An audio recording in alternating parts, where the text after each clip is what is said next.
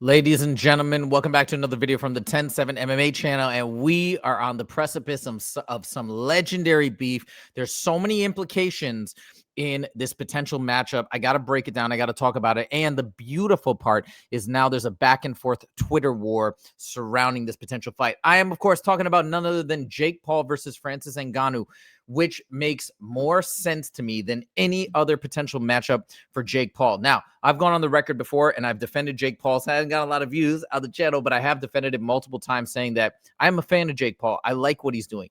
It connects with the fan in me of somebody who's watching fight combat sports, loves it, starts training, and then decides to go out and compete, because I can relate to that. My love for the sport has got me to train Muay Thai. Now, I haven't had the balls to get a professional fight myself, or actually get in there and maybe have a smoker or something like that with a fighter at an equal skill level from another gym. I haven't done that yet. I haven't been able to cross that threshold because I honestly, the truth is I'm too concerned about potential injuries that could linger. Jake Paul is not afraid. Jake Paul has gotten in there and has done his thing. While it's not Muay Thai or MMA, but it is boxing, and that is very respectable. So the fan in me looks at Jake Paul, not as an influencer, not as a YouTuber, not as a Disney kid, but as a fan of combat sports that decided to go in there and test himself and see how good he can get. So anyways, I'm a fan of what he does. Now, this fight against Tank Davis was something I was going to watch. I like that he was choosing somebody with with at least seemingly a vastly superior skill set. Obviously, the weight differential was causing a lot of people to not give the fight a lot of credibility. I still think it was interesting, and I was definitely going to watch. But what is possible here, to me, again, grounded as an MMA fan, is so much more interesting with this potential matchup with Francis Ngannou, because a lot of the heat that Jake Paul got for the last fight was that he's still, why are you fighting guys smaller than you? Why don't you fight somebody your own? And, to me, I'm always thinking from the fan perspective, dude, this guy wasn't even fighting a few years ago. And now you're getting mad at him because he's not fighting like Anthony Joshua at the top of the top. Is crazy to me how things change. When back in the day, people were like, yo, you don't want to get in there with Conor. Conor will mess you up. You're talking too much smack. Whereas now it's like, yeah, we don't want to see Jake Paul in there with Conor because Conor will get smoked in a boxing match. I'm saying how things have changed. But let's come back to this fight. So the criticism was, you're fighting a guy too small. Now we flip it. Now we don't fight a guy too small. We fight one of the biggest, scariest dudes of all time in Francis Ngannou.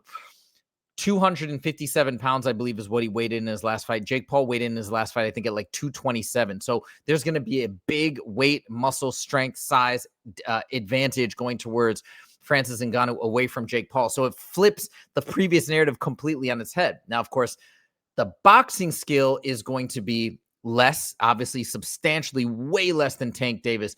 But the part that works here, and where you can get most of the people to say, wait a minute, no, Francis is actually a pretty good boxer, is that he actually went toe-to-toe with Tyson Fury, and he knocked down Tyson Fury. Now, I think that was an underprepared Tyson Fury. I think he caught him off guard. I think there wasn't any footage on Francis. I think there were multiple things that led to that. We saw what happened with Anthony Joshua, so I don't think it's really like a true narrative, but people will buy it. So from Jake Paul's marketing standpoint, this is a guy who dropped Tyson Fury. I'm going to go up against him. He's way bigger than me. If he beats him, man, it's going to be huge for Jake. But there's so many other reasons why this fight is very compelling. Before I get into more of those reasons, let's get into the back and forth. Let's talk about what's happened here. So why is the Tank Davis fight off? First of all, I'm not going to read this entire sentence here. This entire paragraph here. But the gist of it is Tank Davis got a domestic violence charge. And now Netflix has decided they don't want him on their broadcast. They don't want him on this fight and on this event. Jake Paul obviously goes hard in the paint on him.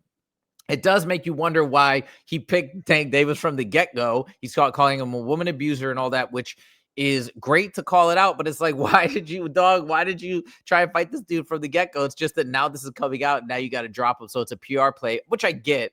Obviously, and Ariel doesn't push on this or really mention this because he's got a good relationship with Jake Paul and Francis Ngannou. And that's kind of what Ariel will tend to do, right? He was not going to dig in on these guys probably for that previous mistake. But anyways, so now Jake Paul is pulling the plug on this fight, probably for PR reasons, probably at the behest of Netflix as well. So this fight is now done. Now we get into the back and forth. Obviously, Ariel talks about, I'm just going to show the clips. Now we get into the back and forth. And what happened was, we covered this on the show yesterday. Jake Paul reached out to Francis Ngannou's team to try and get a fight with Francis Ngannou as a backup option, which for the aforementioned reasons, I believe is a phenomenal idea. Best idea you could have, period. And this was Francis's response on TMZ. They reached out the other day and told me how they need a replacement for Tank Davis. And he says, it makes no sense for me. He's not what I'm looking at right now. I think he also went on to say, don't insult me with this offer, because he's trying to say that this is beneath him. He's trying to chase superstardom and champion belts in the heavyweight division. And so he's putting himself at a different level than Jake Paul. And I don't know about that. I don't know about that. We're going to talk about this more in terms of how I think this fight is going to go down. That's what makes this matchup even more compelling for so many reasons. But then now we have the back and forth continue. So, of course, Jake Paul sees this and he says, idiot. And I understand why. Because Francis is trying to say that, dude, this guy's so beneath me. Don't insult me. I'm leagues above him. Why would you even have me fight him? And Jake Paul is 100% right for saying this, because if Francis truly believed this, that he's levels above, don't insult me, it doesn't make any sense that he wouldn't take the fight. Take the fight, get in there, smash Jake Paul, and move on. And then that's going to give you more clout, more ammo to go out and fight somebody else. Okay, guys, I did this fun matchup for you guys, for the fans. I smashed Jake Paul. Now let me get in there and let me fight another big superstar. I think he's trying to fight, what's that one boxer's name? Guy with the crazy punch. I'm blanking on his name right now, but I think he's trying to fight another boxer right now. He could have that match. Why not take the Jake Paul fight? It makes no sense. On Netflix, are you kidding me? This is going to be one of the most watched things ever. So I don't know. And anyways, my point is, this is why Jake Paul is saying he's an idiot. It has multiple connotations. It's not a smart move to deny this fight. Also, your reasons don't really make sense. What Francis is saying, I'm just calling it like it is. Like this, it does not make sense. So then the back and forth continues. Now, Jake Paul goes, dear Francis, just to say you already got humiliated. Just say you already got humiliated in boxing and are scared to lose to Jake Paul. I accept that. You are light work, my friend, stuck in mud. This is what I think is the reality. He already got smashed by Anthony Joshua. If he goes out, if he goes out there and loses to Jake Paul, his boxing career is over. So I understand. And by the way, he might still think he could probably win. There's a possibility. But the fact that he knows so much is on the line might be another reason why he doesn't want to take this fight. But I don't think that's what it is. I think he thinks he would lose, or is more likely to lose, and he knows it would end his career, and that's why he's not going to do it. Jake Paul calls it out perfectly. You might say Jake Paul is just talking smack. This is what you do to get a rise out of somebody, and he doesn't mean it. But I think this is actually exactly right. Jake Paul is clearly more skilled at boxing.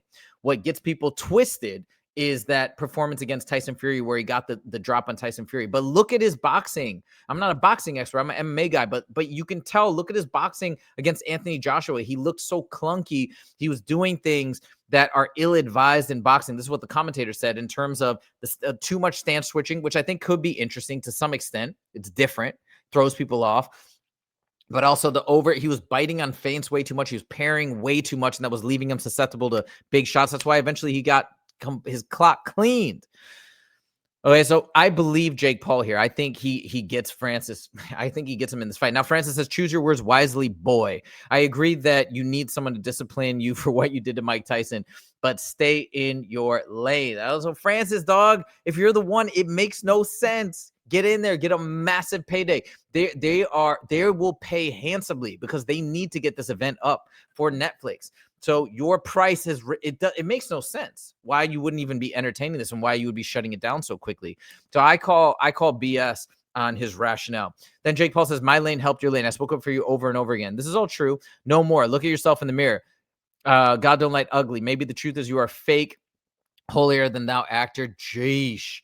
When it's always just been about you. Now, do I think Jake Paul believes all of this? I don't know, but I think now he's in fight mode. Now he's trying to coerce and basically humiliate Francis to a point where he said, all right, fine, I'll take it. F it. I'll take it. I don't think it's going to work because I think the underlying concern is he thinks Jake Paul will beat him and that will end his boxing career. So it's just too much on the line. He won't do it, but we shall see. Maybe use your platform to speak for the youth of your country, posting a flag in it instead of doing TMZ interviews like a comment to talk about me. Reality check. I sleep you in boxing and John Jones does in MMA. I don't know what the bet is, but yeah, there you go. So now we continue on. Let's see to the next response to this. Francis says, you did speak up for me in the past, but we are still not in the same lane. Grow up and don't fall so low. Francis is keeping it, above. He's not stooping too low, but he keeps sticking to that narrative. And then Jake Paul with this joking thing, the grind doesn't stop. The move to heavyweight starts now. So let me fill in all the other details why I am just praying that this fight goes down. It is so beautiful. So again, going back to the criticism that Jake Paul always receives, you're fighting guys that aren't as good as you. You're fighting MMA guys. You're fighting guys that are old. Francis is in his late 30s, but he's still in his prime, in my opinion. He did great against Tyson Fury. He won that MMA match recently. Yeah, he got dropped by Anthony Joshua, but this guy, to say he's like far from his prime or anything, I think would be crazy. So this fits that criteria. It's also beautiful, a beautiful juxtaposition against the last fight, because everybody's like, dude, you're fighting the smaller guy. That's lame. That's weak. That's whack. Well, okay. Now I'm fighting a dude who's got 30 pounds on me. Perfect. Again, this is from Jake Paul's perspective. The other interesting implications, and UFC and Jake Paul, I don't know if they really get along. Dana White said recently to Logan Paul in an interview that I actually like your brother. He thinks I hate him. I don't. I could see the UFC having an interest in Francis taking this fight. Now, if Francis goes out there and wins, like, I don't think it's that big of a negative for the UFC. But if Francis goes in there, fights Jake Paul, and loses, this will tie up a loose end for the UFC that has been lingering for some time, which is you have the baddest man on the planet, the undisputed heavyweight champion, walk away while on top. And then there's some notion out there that, wait a minute, I thought the UFC was where the best fight the best, but Francis was the champion. He just walked away. Is this really the best fight the best? I know that was part of the motivation and rationale for the UFC to really prop up John Jones and say Francis isn't the best. He was never the best. It's John Jones that's the baddest man on the planet. But now you have another way to combat that. If any of that is still out there, people are still wondering, wait a minute, Francis is the real deal. You go out there, and again, it doesn't mean anything because it's a different sport. But perception is everything. If he goes out there, fights Jake Paul, who still hasn't fully been accepted as a real fighter. I believe he is, but he hasn't been fully accepted in that realm yet. If he goes out there and loses to Jake Paul, done.